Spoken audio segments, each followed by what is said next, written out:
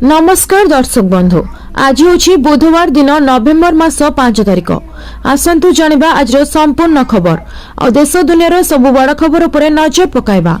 प्रतिदिन एमती news video सर्वप्रथम देखा आम चैनल टी सब्सक्राइब करनी। तेज आसतु आज गुरुत्वपूर्ण खबर गुड़िक नजर पकाइबा। आज प्रथम खबर रही राज्य में खसुची पारद 3 ରୁ 4 डिग्री कमिब राति तापमात्रा। आंचलिक पाणीपाग केन्द्र ओडिशा को चलित वर्ष शीत विलंबर आसिबो एवं आगुआ फेरीजिबो बोली भुवनेश्वर स्थित आंचलिक पाणीपाग केन्द्र सोमवार पूर्वानुमान करिछि।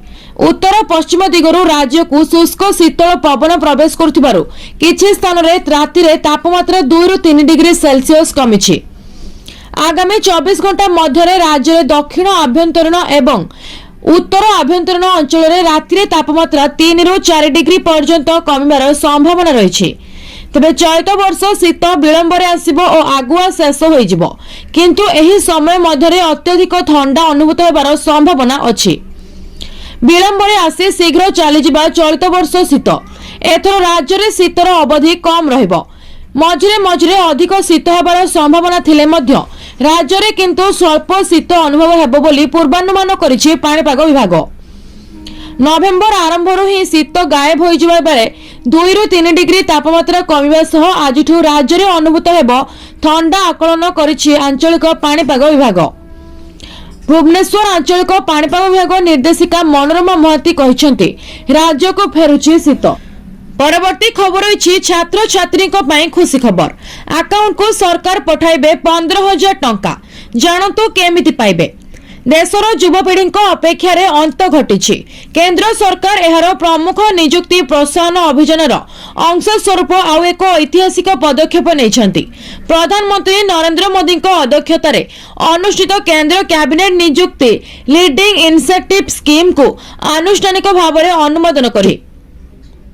एही योजना विशेष भाव में प्रथम थर पर कर्मक्षेत्र में प्रवेश करुवा युवक युवती मानकु आर्थिक सहायता प्रदान करने पर डिजाइन करा जायछि।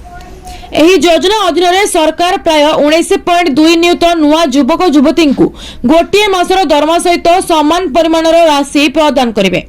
एथिपाई सरकार प्राय 99,446 कोटी टंकार एक विशाल बजेट व्यवस्था करिसेंति। नुआ चाकरी आरंभ करुवा युवक युवती माने सीधा सड़क सेमानकर बैंक अकाउंट रे 15,000 पाइबे एवं एही राशि 2टी पर्याय रे जारी करा जिवो। एही योजना अधीन रे युव कर्मचारी मानकु 15,000 प्रोत्साहन राशि मिलिबो। एही राशि 2टी किस्ती रे जमा करा जिवो। प्रथम किस्ती 6 मास रे चाकरी पर दिया जिवो एवं द्वितीय किस्ती 12 मास पूर्ण करबा पई एवं आर्थिक साक्षरता कार्यक्रम समाप्त करबा पर दिया जिवो। परवर्ती खबर अछि कमिला सुना एवं रूपा दर। जानतु आजिर मूल्य। आज बढ़िला सुना और रूपा दर। गहना किनिबा पूर्वरु नजर पकांतु केउ सहर रे केते रहिछि सुना दर। तबे जदि आपण आज सुना किनिबा को चाहुछंती बा योजना करिसंती तबे प्रथमे जानि नियंतु आज सुना दर। आज भारतीय बाजार रे 24 कैरेट सुना 1,22,460 टंका रहिछि। सेहिपरि 22 कैरेट सुना दर 1,12,250 टंका छुइछि। सेहिपरि राजधानी भुवनेश्वर रे 24 कैरेट सुना मूल्य 10 ग्राम पिछा 1,22,460 टंका रहितबा बेले 22 कैरेट सुनार मूल्य 1,12,250 टंका को पहुंची। सेहिपरि मुंबई रे 24 कैरेट मूल्य 1,22,460 टंका और 22 कैरेट मूल्य 1,12,250 टंका रही। नुआ दिल्ली रे 24 कैरेट 1,22,510 टंका और 22 कैरेट मूल्य 1,12,400 टंका रही। दक्षिण भारतर प्रमुख सहर चेन्नई रे 24 कैरेट मूल्य 1,22,730 टंका थिबा बेले 22 कैरेट मूल्य 1,12,500 टंका। पूर्व भारतर प्रमुख सहर कोलकाता रे यथाक्रमे 1,22,460 और 1,12,250 टंका रही। अन्यपटे रूपा मूल्य किलो पिछा 1,51,000 टंका होइछि। परवर्ती खबर अछि ईपीएफओ नियम रे बड़ परिवर्तन। एणिके मासे चाकरी कले भी मिलिबो पेंशन। सरकारी कर्मचारी को बड़ रिलीफ दे एम्प्लॉइज प्रोविडेंट फंड ऑर्गेनाइजेशन बा ईपीएफओ पेंशन नियम रे गुरुत्व परिवर्तन करिसेंति। एबे जदि जने कर्मचारी मात्र 1 मास भी चाकरी करंती तेबे से एम्प्लॉइज पेंशन स्कीम अधीन रे लाभ पाइबे। एही संशोधन विशेष करी सही युवक और अस्थायी कर्मचारी को पई उपयोगी जो माने बीपीओ लॉजिस्टिक्स ଇ कमर्स एवं चुक्ति आधारित चाकरी रे काम करती। पूर्वर नियम थिला जे जदि जणे व्यक्ति 6 मासरु कम समय चाकरी करथिले तांकर पेंशन अवदान को गणना करा जाउ नथिला, अर्थात तांकर पेंशन अंश नष्ट हो जाउथिला। किंतु एबे नुआ नियम रे परिवर्तन करा जायछि। एबे मात्र 1 मास चाकरी करबा परे मध्य कर्मचारी ईपीएस अधीन रे आसीबे एवं भविष्यत रे पेंशन पाइबा पई हकदार हेबे। एही नियम सही सेक्टर रो कर्मचारी मानक पई सबठारु अधिक उपयोगी हेबो जोठारे चाकरी रो अवधि बेसी दिन न थाए। बीपीओ, लॉजिस्टिक्स, ई कमर्स एवं चुक्ति आधारित कार्य रे अधिकांश कर्मचारी शीघ्र चाकरी छाड़ी दियंती। पूर्वरो तांकर पेंशन अवदान नष्ट हो जाउथिला, किंतु एबे एहा तांको खाता रे सुरक्षित रहिबो एवं भविष्यत रे पेंशन लाभ मिलिबो। परवर्ती खबर होइछि 8th पे कमिशन। अष्टम वेतन परे नवम और दशम वेतन रो केते बढ़िबो आपनको दरमा, केते मिलिबो पेंशन। प्रति वर्ष 10 वर्ष रे थरे भारत सरकार केंद्र सरकारी कर्मचारी एवं पेंशन भोगी को दरमा गठन, भत्ता एवं पेंशन समीक्षा एवं संशोधन करबा पई एक वेतन कमिशन गठन करती। वर्तमान केंद्र सरकार अष्टम वेतन कमिशन को अनुमोदन करिसेंती। एही समय मध्यरे आसंतु नवम एवं दशम वेतन कमिशन अधीन रे दरमा वृद्धि विषय रे जानिबा। फिटमेंट फैक्टर भूमिका। वेतन कमिशन संशोधन परे प्रत्येक कर्मचारी को दरमा वृद्धि निर्णय करिवार फिटमेंट फैक्टर एक प्रमुख भूमिका ग्रहण करे। सरल भाषा रे कहिबाकू गले एहार विद्यमान मौलिक दरमा को नूतन मौलिक दरमा गणना करबा पई व्यवहार करा जाय। सप्तम वेतन कमिशन ले फिटमेंट फैक्टर 2.57 थिला। अष्टम वेतन कमिशन अनुसार फिटमेंट फैक्टर 2.57 एवं 2.86 मध्य रहिबो बोली आशा करा जाउछि। परवर्ती खबर अछि पुराना पेंशन योजना पर पड़िले पूर्णछेद। सरकार मत स्पष्ट, जानतु कौन रही नुआ विकल्प। सारा देश में लक्ष लक्ष सरकारी कर्मचारी पुराना पेंशन योजना पुनः स्थापन पर दीर्घ दिन धरी दाबी करी आसुछंती। हेले केंद्र सरकार सद्यतम आभिमुख्य आज यहाकू आशा को शेष कर मने कहूची करुथिबा मने होउची।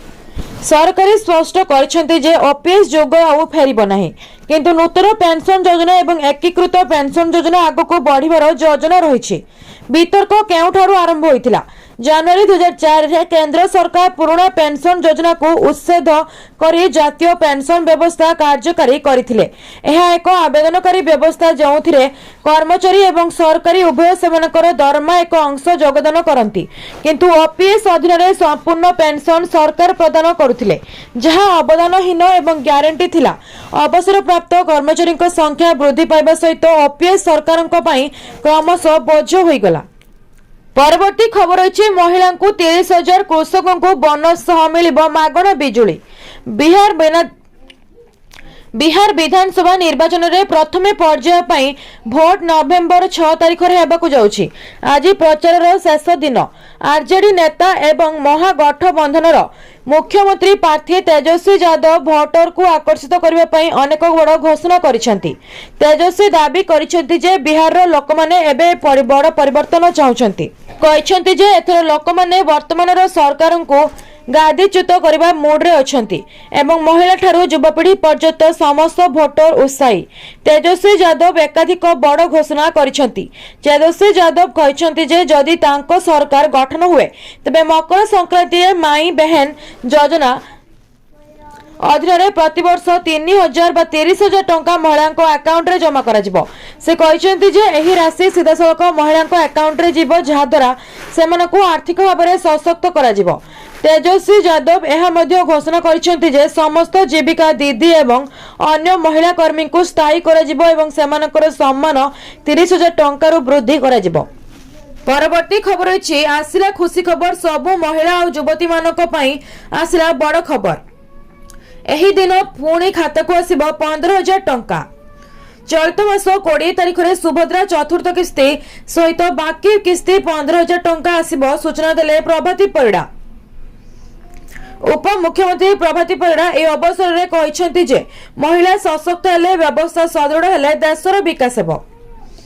गत मार्च 31 सुधा जो महिला और युवती माने आवेदन करथिले एवं योग्य विवेचित होइथिले सेमाने ए आर्थिक सहायता अगस्त 9 तारिख दिन पाइछंती, जहां सेमानको आर्थिक कारोबार को सहयोग करिछि।